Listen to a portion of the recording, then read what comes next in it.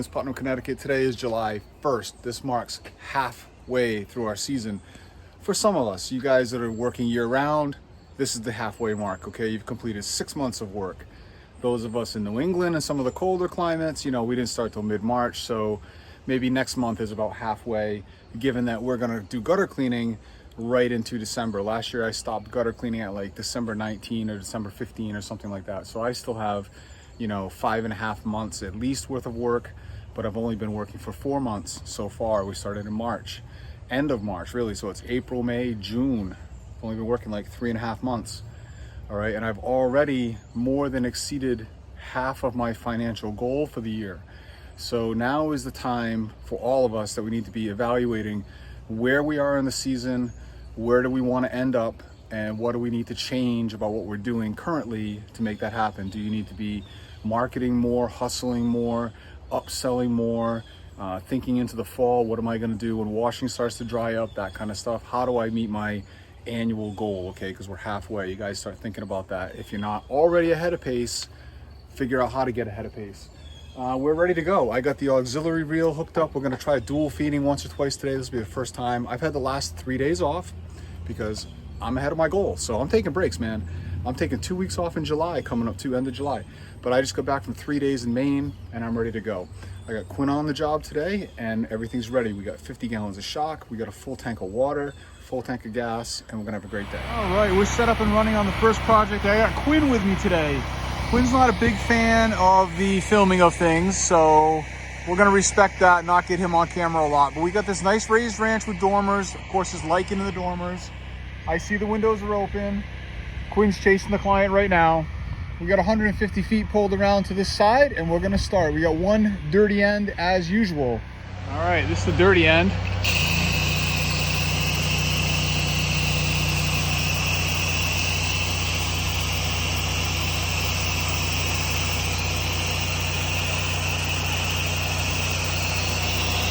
All right, we got Quinn on the last side on final rinse.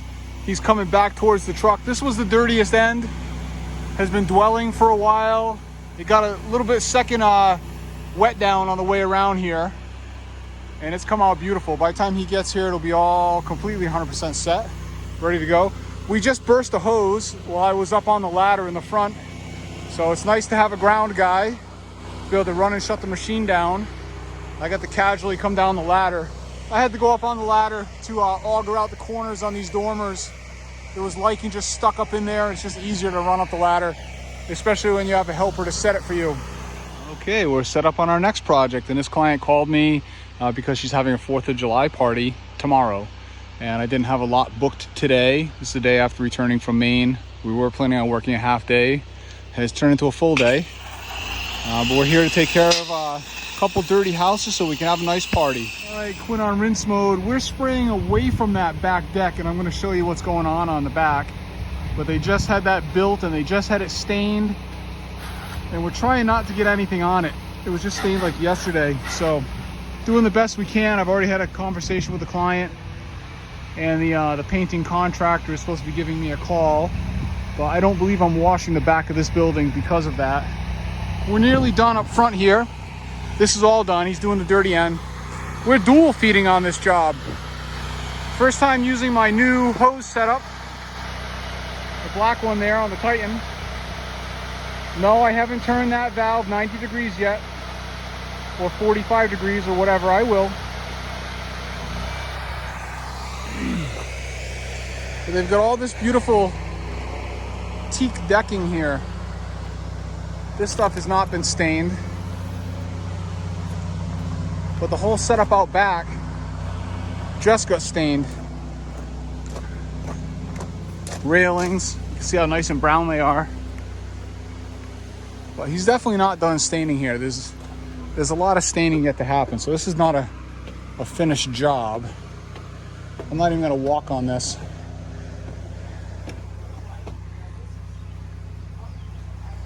But you know, I do want to wash this because it's dirty, and I'm guessing this is where the party's happening. But oh well. Doesn't really have a big effect on what we're doing for the day. we'll just wash 3 sides. It's okay with me. There he is. All right, we're set up on our bigger project of the day. We're doing roof washing on the garage and on the house with the dormers and the farmer's porch. There's a lot of black streaking. You may not be able to see it very well in the picture, but it's there. House is covered with mildew, of course, all up in the dormers.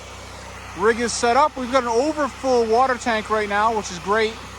We're also washing this whole length of fence, just this side. Very dirty, snail tracks on here. I'm gonna have Quinn washing this while I'm shooting the roof. So we're gonna do a little bit of dual purpose when we come around. We got 200 feet of hose currently pulled around to the backyard. And we'll start in the back and work our way to the front. These things are moving momentarily. We got super dirty railings and decking. House wash and dwell. I start from the outside and work my way in. I always like to try to get the underneath of the rail, like we talk about. That's what the client's gonna see when they're down here mowing. We're here also today because this broke. Client was back here trying to do the right thing and broke her power washer. Well, here we are. Oh yeah, baby. This deck is gonna be brand new when we leave.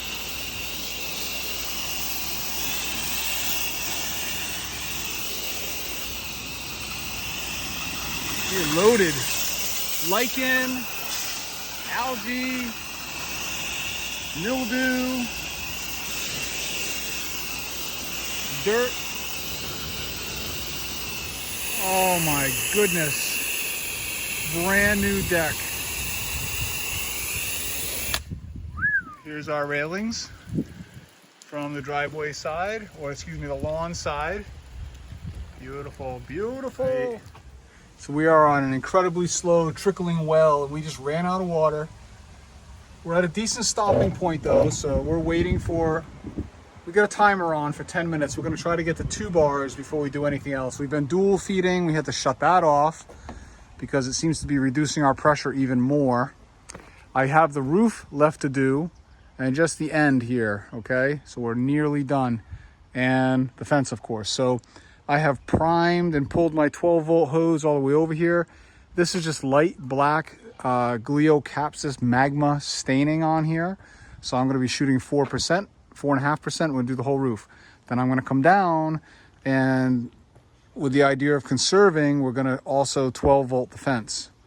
Okay, I'm gonna hit it hot because I do have enough chemical to do that with. Water I don't have, so I'm gonna hit the fence with 4%, walk all the way down, walk all the way back, and it will be nearly done. I did this one little spot right here as a test hit, and you can see how well that works. So that's how we're gonna try to conserve a little bit of water here momentarily. In the interim, we're taking a break and waiting. All right, we're up on the roof. We got a nice gray roof, so we're getting a near instant reaction. Of course, we're right in the sun. That helps quite a bit when it's very hot. I don't know if you can see that change nearly instantly. This is 4.5% here with a wide open soap dial. I have straight SH in my soap tank. Okay. We're using this because it's far more conservative on our water. I have SH in my tanks. I don't have water. So we're gonna hit the fence with this when I get down. This is coming out beautiful. Just like everything, I know, I say that all the time, right? No, it's because it's factual. It's actual and factual, my friends. It's coming out beautiful.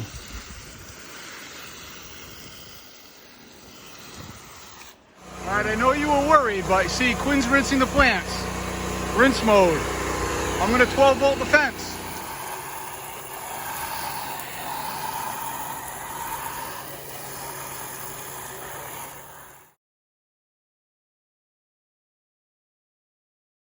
All right, we stopped at a little store out in Uncasville and had ourselves a gyro sandwich on the side of the road. We got this vinyl raised ranch to wash next. Piece of cake. More PVC railings and Trex decking, which is dirty. So this is our kind of job right here. This is what we do a lot of. Real easy vinyl stuff, gotta love it. We had to stop back home because we ran out of shock. So we're doing a quick transfer. I'm gonna get 20, 30 gallons up on there or so, and then we're going to do one more roof wash out in the country in Woodstock.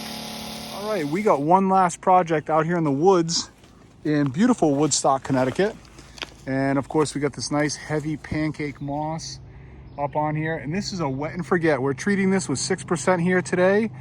No gutters. We've talked to the client about runoff. It's a 20-year-old roof that she's just trying to gain another 5 to 7 years on. I believe that once we treat this, it'll take about a year for everything to come down, and then she's going to be real happy. It is a nice sandy colored roof, and here we go. So this heavy moss like this takes an awful lot of SH to saturate. That's why we stopped home. I only had about 10 gallons on the truck. I knew it wasn't going to be enough to do this the way I want to, and I hate trying to stretch things or having to rush through things. But you can see, look, it lifts right off. I don't know if you can see this. Oh, look at that, comes right off. We could add to the expense and manually pull this down. You can sell it however you want. I'm getting good money for this with a wet and forget, and it's very effective. This stuff will come down very easily with some weather, especially once it all dries out. And again, we're in the woods. It's not a pristine neighborhood where this is what you see as you pull in. It's an old barn in the woods in Woodstock that just needs a little bit of love. All right, trigger lock off. There we go. Now we're on the other side. It's not quite as bad. Well, it's still pretty bad. I'm going to be interested to take a look at how much SH I actually used on this barn, because again, it is like a carpet, and you do have to saturate the carpet completely. It's not like just shooting a roof that has mildew on it or Gleocapsis magma. Hopefully I'm saying that right. Fancy scientific terms.